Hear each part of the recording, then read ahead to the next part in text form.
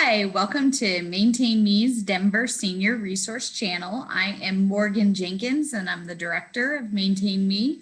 And hi, I'm Chelsea Sweeney. I'm the nurse and owner of Maintain Me. So today, rather than talking about topics specifically, we thought we would help you get to know who we are a little bit better and where did we get all this expertise that we're bringing you all this knowledge from and how does it apply today? So we are going to be interviewing Chelsea today to learn a little bit more about her and her background.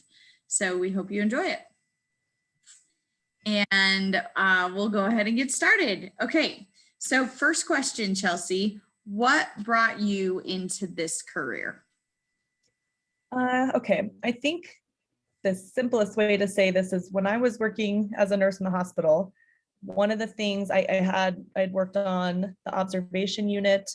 I had worked on cardiac and I worked on med surg. And one of the things that was a trend as a hospital case manager was seniors readmitting into the hospital after a discharge within 30 days. And in that process, I would be heavily, giving the families tons of resources, pretty much everything that they needed to be successful after discharge in paper format, but very little hands-on support because there was really nobody to hand it off to. So even though there were transition companies at the time, there wasn't a lot of medical background, there wasn't a very clear understanding as to the role and that continued care system. And so when these people started readmitting back into the hospital, I saw a need of somebody being out there to just hold their hand through it. And it's a really complicated process. And it's also really emotional.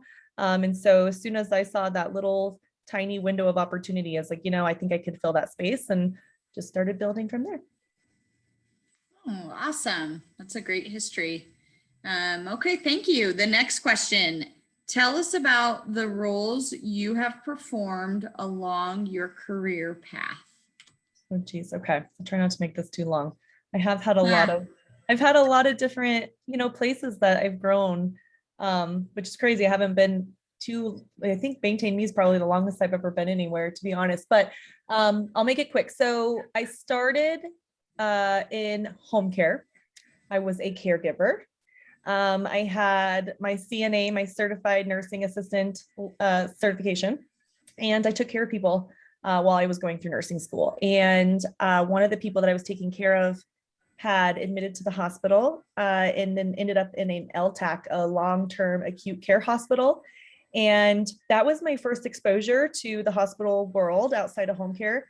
And I just loved it. I loved all the different skills that you can learn and all of that. So I went from home care into an LTAC or long-term acute care hospital as a CNA. And then when I was there, I saw a bunch of different roles that I was interested in. So I became a telemonitor tech. So I monitored heart strips.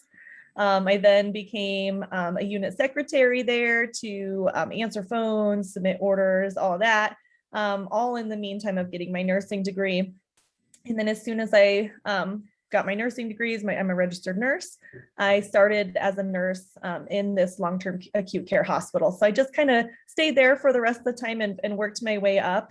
One of the things that I was really interested in was case management because I would be part of these interdisciplinary meetings together, and the case manager would come in and she was kind of just like a awesome puzzly problem solving role that I just thought was super awesome and a lot of things that I didn't know. And so when she decided to leave, I asked her, I said, is this something that I could apply for? Because I want to learn. Obviously I'm brand new, so I don't know what that looks like, but I'm willing to give it a chance if you are. Unfortunately, I didn't get that job, but the case management director who had left went into a home health care company and was part of the acquiring of this home health care company. So in that process, she called me up one day. I didn't get that job, so I kept working as a nurse. I just didn't have enough experience. But she called me, she said, listen, we just acquired this home health care company through this big system. I would love to hire you on as a case manager. we'll fly you to Florida and teach you this continued care model. And I want you to implement it here in Denver. And I was like, oh my gosh, okay, like I don't have experience. She's like, it's okay. Like, we'll teach you everything. Like, you have the drive and I know you want to learn and I think you'll be great for this role. So I did. I flew to Florida. I became a case management director, so to say, clinical manager for a home healthcare company. And that was really good. Like, working as case manager was awesome. I worked with all the hospital case managers, and then I just got an opportunity one day to move from home health, which was owned by the hospital system, and then moved into a case management role in the hospital. So I was able to kind of move up into that role and actually get into an acute care setting again. And then from there, I loved it. I would have stayed probably at Lutheran forever. But I kind of had topped out. The only available position above that was a case management director. And they had just hired somebody brand new into that role. And so when I saw this opportunity, and of course my drive to be a mom, and what that looked like for my involvement and being in the hospital, I decided to make the leap and open Maintain Me. So, you know, I've started from the very bottom, and I think that's really helpful, especially like when you're managing others, to know what it feels like to you know, work really, really hard as a caregiver and do all of it, you know, and then go all the way up and manage the caregiver. So I'm very blessed for the journey that I've had. Awesome. That was a wonderful answer. Thank you. It's long. I'm like, how do I get No, it's good. It's all the steps, and it's a journey, it's a path. And I think those many hats really shaped you. So thank you for sharing. Okay, the next question. What is your favorite part about your role now? Oh, let's see. I think honestly, the thing that I love the most now is supporting the team. You know, when there's an issue or we need to be creative and create, you know, new programs to go with the time, like that is where I really thrive, is to, you know, when my team will be like, hey, you know, this is what's going on. You know, I think there's an opportunity, and like that creation space is just awesome. It also, you know, in my role now, I can jump into my territory and still work the field. And I have that flexibility to do what I love on a regular basis. And then when I'm ready to jump back in and be with these families and help these seniors through this aging process, like I have the flexibility to do both. Having a team is really, it's really helpful to help you like step up and to like continually learn and be flexible and understanding. And so those are like really great challenges for me as a leader. I've done kind of all the rest of the stuff. And so every single day is like this continual challenge about how we can be better and how we can learn more and how can we bring more to our, you know, community. So I think the biggest thing right now is being not in charge, but like trying to really help collaborate with the team so that they're not only happy, but that we're growing and we're providing more and we're flexible and forever changing. Excellent. Next question. What do you specifically bring to this industry? That's a good one. There are tons of placement companies out there and all, you know, probably doing a very good job. One of the things that I think sets us apart as a team is our clinical background, and me specifically is pretty much what I told you about that role of really understanding the care continuum. And, you know, at what point in this, you know, somebody's in the hospital, you know, what do they qualify for? What does that look like? What's the next step? How do I educate and anticipate for the next step or next level of care? What is the next level of care? And then what is that included? So I just think that understanding the care continuum helps families maybe just eliminate some of the unknown, provide some maybe confidence in the process. And then also being able to educate so that you don't get stuck in that circle of hospital, nursing home, hospital, nursing home, you know, or maybe never even making it home. So just really understanding all those levels of care and how to really maximize those services during the time you're there for best outcomes. Like, I really just think that's truly what my entire career has led to being able to offer others. Yeah, wonderful.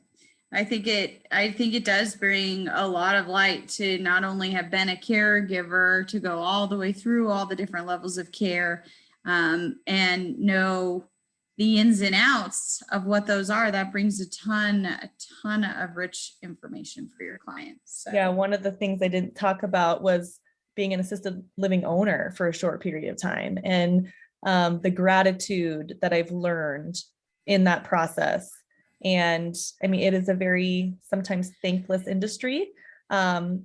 It's, it's just one of those things where caregivers are they're just going and going and going. And I think we just need to like bring a little bit more light to how great of a job they're doing and how hard of a job they have. And so being an owner of an assisted living facility and now helping people transition into that level of care, it's just eye-opening. And I can really offer people just like, hey, let's set some expectations. Let's talk about this, because I've seen it from the inside out. So I don't know. I'm grateful for those moments. Obviously, being an owner was not for me. So it makes me just super grateful for the people who out there who are owners of these levels of care and all that goes into what that looks like and how I can educate families about those processes and what it looks like, to be in that. So.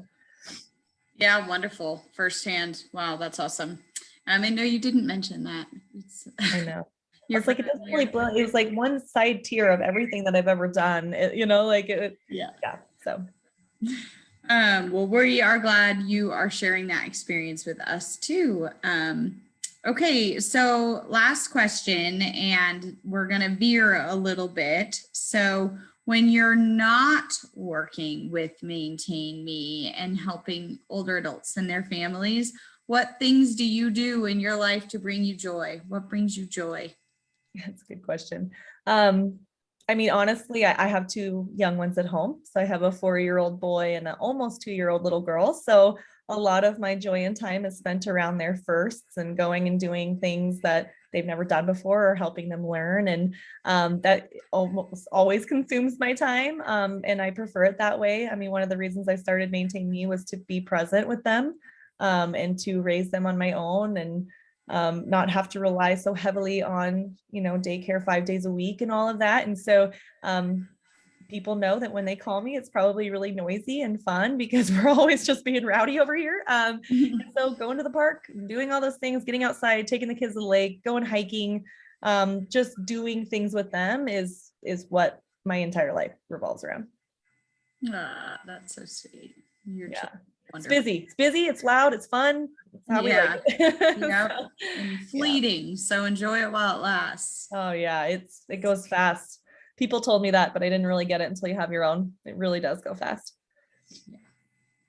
Well, thank you. That concludes our questions. I hope that all of our watchers out there and our listeners are able to get a little better idea of who the Chelsea is behind the Chelsea Sweeney of Maintain Me. Awesome. Thank you, everybody. Thank you. Signing off.